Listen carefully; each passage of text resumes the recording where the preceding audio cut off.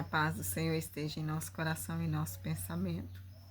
Glória seja dada ao Pai, ao Filho e ao Espírito Santo por este momento.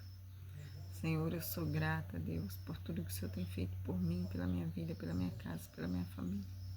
Paizinho, apresenta a minha vida e a vida dessa pessoa que está assistindo agora. Peço ao Senhor que, em nome de Jesus, nos ajude a ser melhor, Senhor, a cada dia. Perdoe os nossos pecados, as nossas ações, falhas e pensamentos. É claro, Senhor, que somos muito gratos a tudo que o Senhor tem nos dado e feito por nós. Perdoa as nossas desobediências, meu Senhor. Meu Senhor, que esse dia seja um dia, Senhor, abençoado, cheio de paz, cheio de alegria, cheio de tudo de bom. Não somente esse dia, mas toda a nossa vida. Meu Senhor e meu Deus, que o Senhor possa tirar do nosso coração todo sentimento que não é seu. E que o Senhor possa encher o nosso coração de sentimento bom até transbordar, Senhor, e se achegar a todas as pessoas que estão ao nosso redor através da nossa vida. Meu Senhor e meu Deus, que o Senhor possa tocar na nossa mente, tirando todo pensamento que não é teu, Senhor, colocando somente pensamento bom. Tira todo o trauma do pensamento, cura as feridas do coração, Senhor. Dá um novo coração. Jesus, dai-nos um coração manso, humilde e reto, para que a gente possa espalhar o teu amor, a tua paz por aí, a tua bondade, a alegria de servir a Cristo. Aqui estamos e eu peço ao Espírito Santo que venha ministrar o nosso próprio coração. Tudo o que a gente precisa saber concernente ao reino do céu. Vamos estudar capítulo 2 de Marcos. E eu louvo a Deus pela vida de cada um de vocês, tá? Agradeço ao Senhor por enviar cada um de vocês. Corre lá, pega a tua Bíblia, pausa o vídeo aí, porque a fé vem por ouvir e ouvir a palavra de Deus. Aqui do 1 ao 11, fala que dias depois Jesus entrou de novo em Cafarnaum e logo se ouviu dizer que ele estava em casa. Muitos se reuniram ali a ponto de não haver lugar, nem mesmo junto à porta. E Jesus anunciava ali a palavra. Trouxeram-lhe então um paralítico carregado por 4 homens.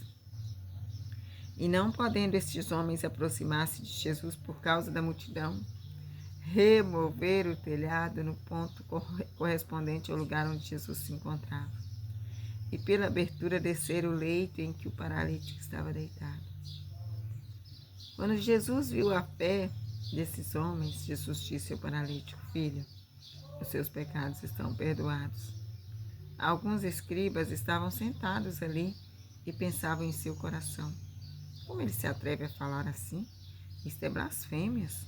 Quem pode perdoar pecado a não ser um, que é Deus? Eles não sabiam, né? Mas Jesus também era Deus na terra, porque Emanuel significa Deus conosco. No versículo 8 está dizendo que Jesus, percebendo imediatamente em seu espírito que eles assim falavam e assim pensavam, né? Porque eles não chegaram a falar, só pensaram. Jesus disse para eles: por que vocês estão pensando essas coisas em seu coração? O que é mais fácil? Dizer ao paralítico: seus pecados estão perdoados, ou dizer: levante-se, tome o seu leito e ande? Mas isso é para que vocês saibam que o Filho do Homem tem autoridade sobre a terra para perdoar pecados. E disse ao paralítico: eu digo a você, levante-se, pegue o seu leito e vá para casa. Ele se levantou e no mesmo instante, pegando o leito, retirou-se à vista de todos, a ponto de todos se admirarem e darem glória a Deus, dizendo: jamais vimos coisas assim. Nesses versículos aqui, tem mais uma cura maravilhosa, né, da parte de Jesus para com um paralítico, mas tem algo que nos ensina aqui, né? Que é os 4 amigos que foi levar ele até a porta. Se esses amigos não tivessem tanta dedicação pela vida desse paralítico, eles podiam simplesmente desistir ali na porta e falar: olha, não tem como passar, nós não vamos poder te levar você lá perto de Jesus. Não foi isso que os amigos fizeram, eles não desistiram na porta. Eles ali olharam e pensaram: como que nós vamos fazer para fazer com que ele se chegue lá pertinho de Jesus? nós precisamos colocar ele lá dentro, perto de Jesus. Então, eles tiveram a ideia, claro, né? Sempre Deus acima de tudo, de colocar ele pelo telhado. Então, eles subiram lá, abriram um espaço exatamente onde estava Jesus para colocar o paralítico pertinho de Jesus. Então, eles foram ótimos amigos, pessoas que empenham em ver o outro feliz. A gente encontra gente assim no caminho, tá? Eu encontrei vários que não mede esforços para ver a gente feliz.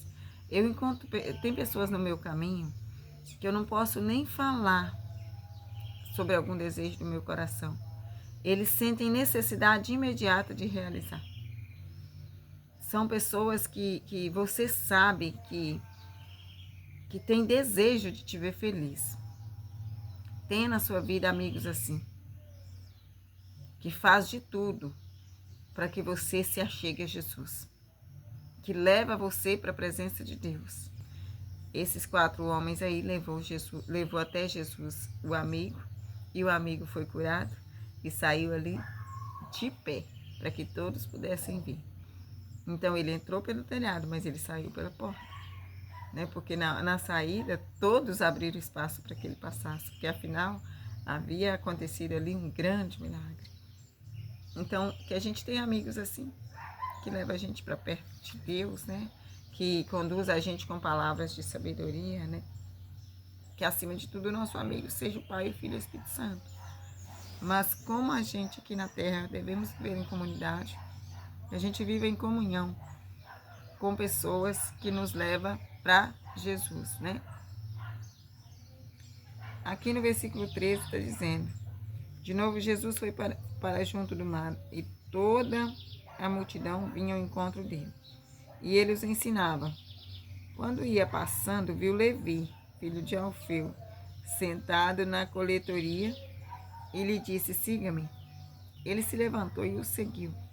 Achando-se Jesus à mesa na casa de Levi, estavam junto com ele e com seus discípulos muitos publicanos e pecadores, porque estes eram muitos e também o seguiam.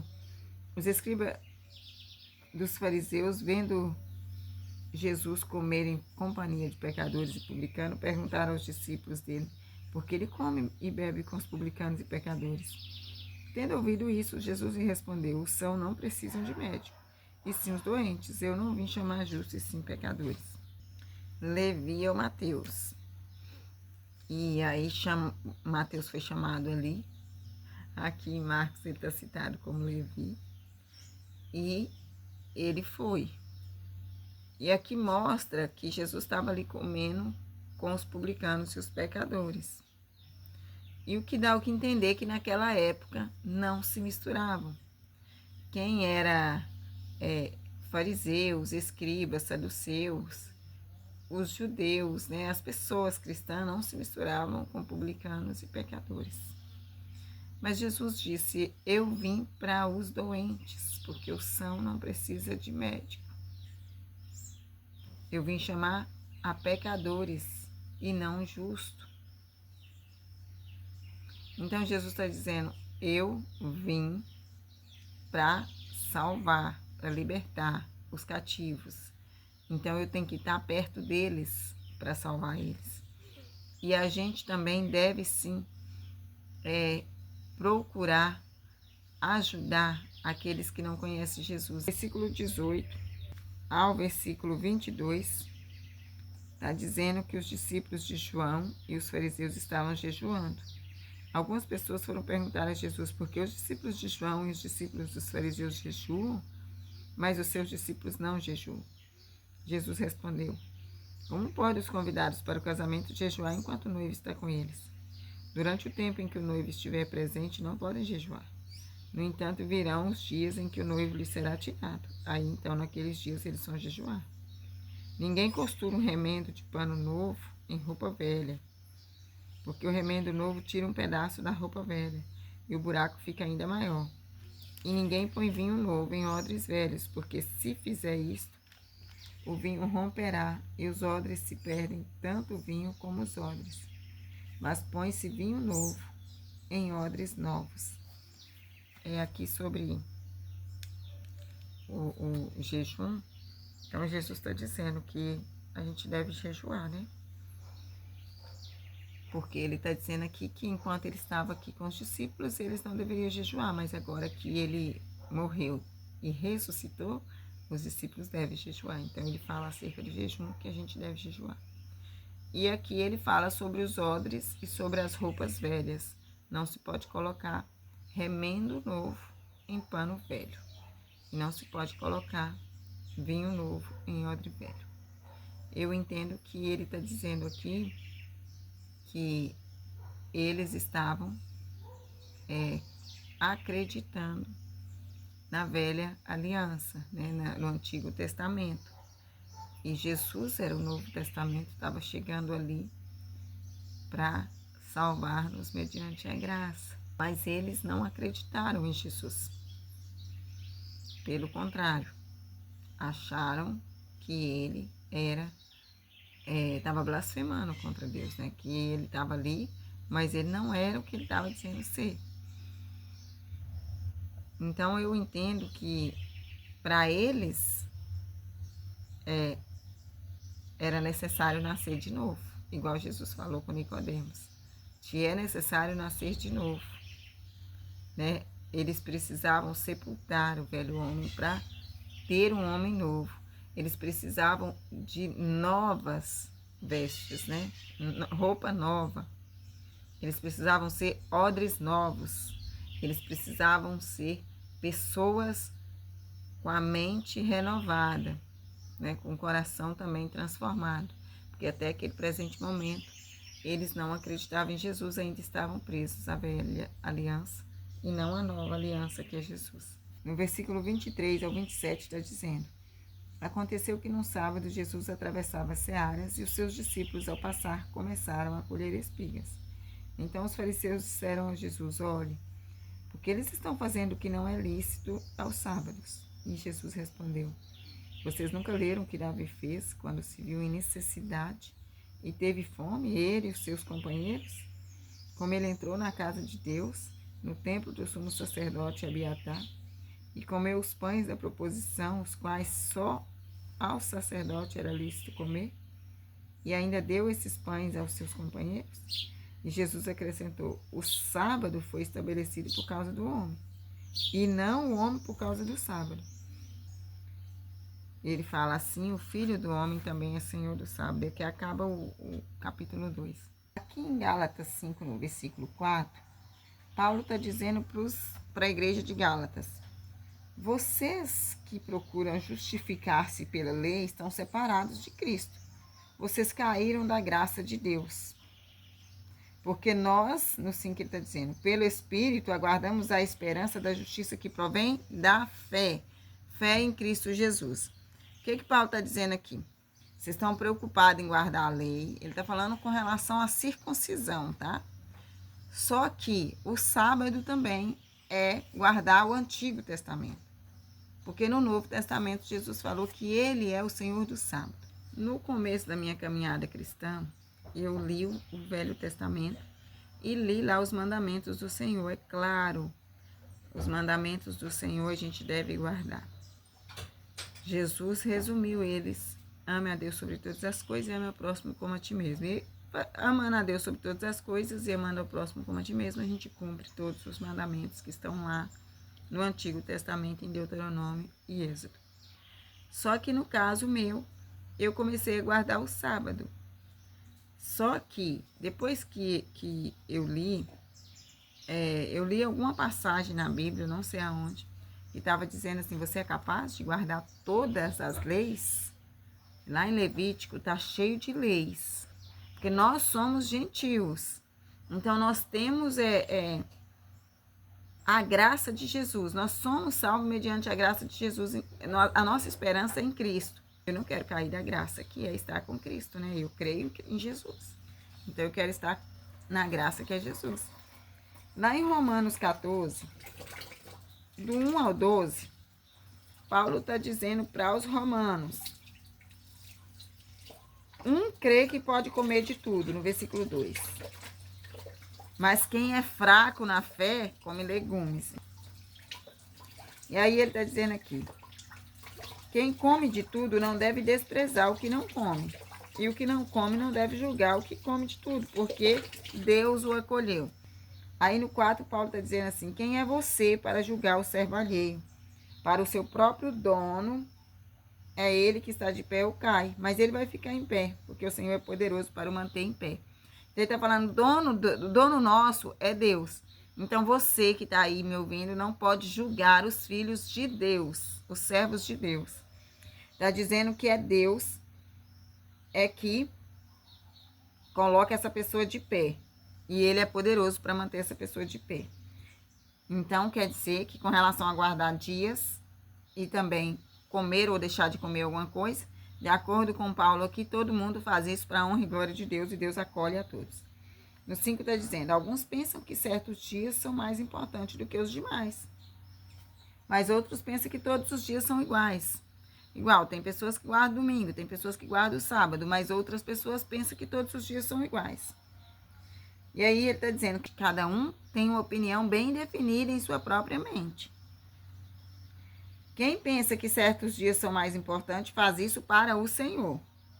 Quem come de tudo faz isso para o Senhor, porque dá graças a Deus.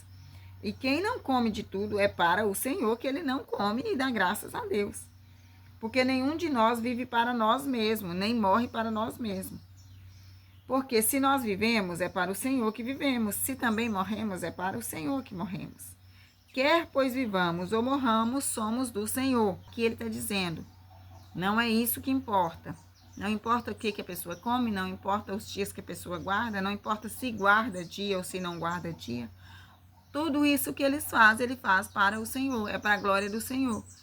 E aqui no 9 ele fala, foi precisamente para esse fim que Cristo morreu e tornou a viver, para ser Senhor, tanto de mortos como de vivos, para ser Senhor de tudo. Você, porém, ele fala no 10, por que julga o seu irmão? E você, por que despreza o seu irmão? Pois todos temos de comparecer diante do tribunal de Deus, como está escrito. Por minha vida, diz o Senhor, diante de mim, todo joelho vai se dobrar e toda língua vai dar louvores a Deus. No 12 ele fala, assim, pois, cada um de nós vai dar conta de si mesmo diante de Deus. A partir do momento que a gente conhece Jesus, as práticas antigas, as vestes, as falas, o que a gente olha, o que a gente ouve, tudo isso a gente vai filtrando. A gente não sai por aí vestindo qualquer peça de roupa. A gente não sai por aí falando tudo o que pensa.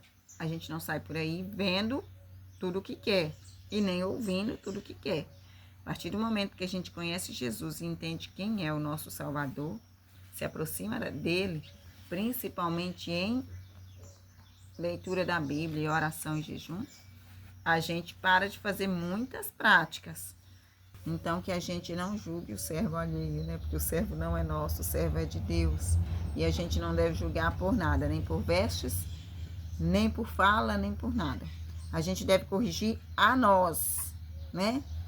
Antes de virar o dedo para o outro, vire primeiro para si. Veja qual é o defeito que você está fazendo, qual é o erro seu, não do outro. Se agarre a Cristo, segue os exemplos de Cristo, tá bom? Amo vocês em Cristo Jesus. Fique com Deus até o próximo vídeo. Deus abençoe cada um de vocês. Estou muito feliz, viu? Porque vocês estão acompanhando aí os vídeos. Glória a Deus pela vida de vocês. É muito importante para mim e para o crescimento do canal quando vocês assistem os vídeos, comentam, compartilham e se inscrevem no canal, tá bom? Deus abençoe.